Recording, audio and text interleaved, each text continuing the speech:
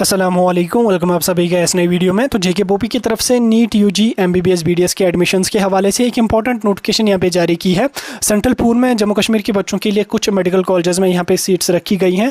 अब कितनी सीट्स हैं, किस किस कॉलेज में सीट हैं, कौन कौन कैंडिडेट अप्लाई कर सकता है, कैसे अप्लाई कर सकता है, एलिजिबिलिटी का क्राइटेरिया, डॉक्यूमेंट्स वगैरह क्या लगने वाले हैं, सब कुछ मैं आपके साथ डिटेल में डिस्कस करूँगा। अभी एक ऑफिशियल नोटिफिकेशन ये आ चुका है, काफ़ी इंपॉर्टेंट अपडेट है।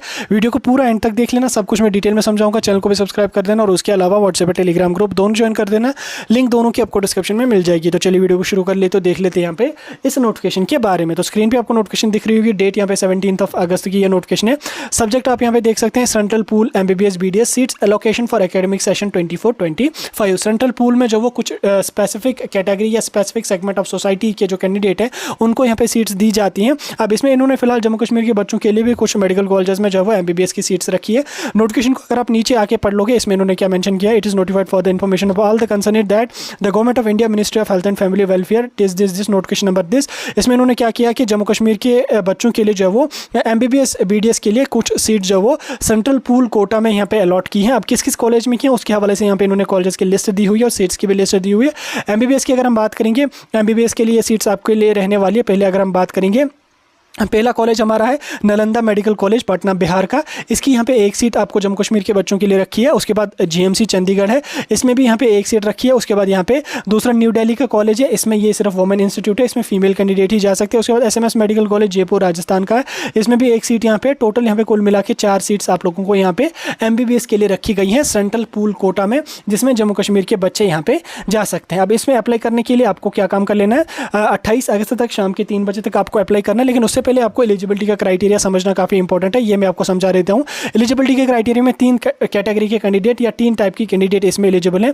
पहले नंबर पे वो कैंडिडेट जिनके फैमिली में से कोई या जिनके पेरेंट्स को जो है वो मिलिटेंट्स ने या टेररिज्म की वजह से वो मारे गए, तो उस कंडीशन में उनके जो बच्चे हैं वो यहाँ पे इसके लिए एलिजिबल होंगे। एक कैटेगरी वाले बच्चे या इनके पहले वो बच्चे इसके लिए एलिजिबल होंगे जिनकी फैमिली में से किसी को टेररिज्म की वजह से मारा गया या उनके पेरेंट्स में से किसी को जो है वो फादर या मदर, खुदा ना करे किसी का ऐसा हो, अगर ऐसा है तो वो कैंडिडेट इसके लिए एलिजिबल है। इस बीच आपको डॉक्यूमेंट्स की अगर हम बात करेंगे, इसमें एफआईआर आपको लगेगा। ठीक, जब खुदा ना खास्ता ऐसा केस, अगर अल्लाह बचाए, अगर ऐसा केस किसी पे हुआ होगा तो उस कंडीशन में एफआईआर भी एक दर्ज हो जाता है। तो एफआईआर आपके पास होना चाहिए। उसके बाद डेथ सर्टिफिकेट जो है वो आपके पास होनी चाहिए। उसके बाद पोस्टमार्टम की रिपोर्ट आपके पास होनी चाहिए। ठीक है, डॉक्यूमेंट आपको इस कंडीशन में लगेंगे फर्स्ट कैटेगरी में।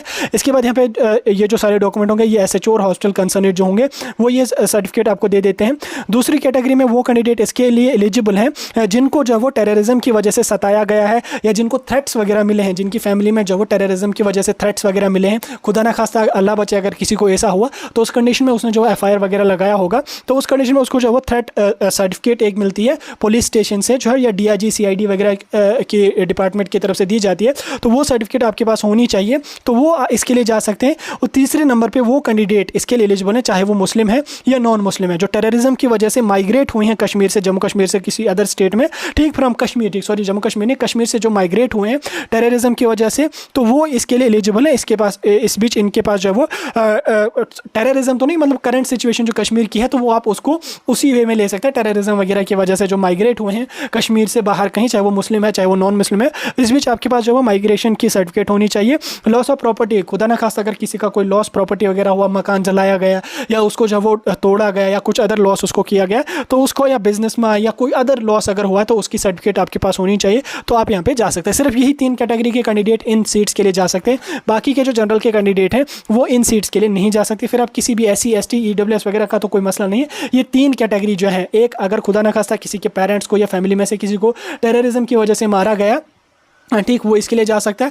थ्रेट वगैरह किसी कैंडिडेट को मिला है या किसी कैंडिडेट की फैमिली को, कैंडिडेट को तो क्या, अभी तो बेचारा वो छोटा ही होगा, फैमिली में से किसी को थ्रेट वगैरह मिले हैं तो उस कंडीशन में वो एलिजिबल है। या कोई माइग्रेट किया है कश्मीर से बाहर, जम्मू में या कहीं अदर किया, चाहे वो मुस्लिम है चाहे वो नॉन मुस्लिम है, वो इसके लिए यहाँ पे एलिजिबल है। डॉक्यूमेंट्स वगैरह के बारे में मैंने आपको बोला कौन कौन सा आपको एज अ प्रूफ लगने वाला है। अब इस बीच आपको अप्लाई करने के लिए डॉक्यूमेंट्स कौन कौन से लगेंगे, सबसे पहले आपको जो है डीओबी 10th की लगेगी, 12th की मार्कशीट लगेगी, नीट का स्कोर कार्ड लगेगा, डोमिसाइल सर्टिफिकेट आपकी लगेगी, कैटेगरी कोई है वो लगेगी, ID proof, Aadhaar card, PAN card, driving licence वगैरह लगेगी, पासपोर्ट साइज फोटोग्राफ लगेगा, उसके बाद प्रेफरेंस ऑफ कॉलेज आपको लगेगा, ठीक, किस किस कॉलेज में आपको जाना है। उसके बाद यहाँ पे सर्टिफिकेट या डॉक्यूमेंट जो ऊपर आपको बता दिए हैं मैंने कौन कौन डॉक्यूमेंट लगेगा वो आपके पास होना चाहिए। तो आप इनके लिए यहाँ पे अप्लाई कर सकते हैं, ठीक है। अप्लाई करने के लिए आपको 28 अगस्त तक आपको अप्लाई करना। बाकी मैंने डिटेल में आपको समझा दिया कैसे करना, क्या कुछ करना है, सारा कुछ मैंने आपको समझा दिया। सभी बच्चों के लिए ये नहीं है, कंफ्यूज मत हो जाओ। नोटिफिकेशन मैंने आपको समझा दिया। बाकी ऐसे इंपॉर्टेंट अपडेट्स के लिए हमारे साथ जुड़े रहें, जो भी अपडेट वहाँ से होगा हम आप तक पहुँचाने की पूरी कोशिश कर लेंगे।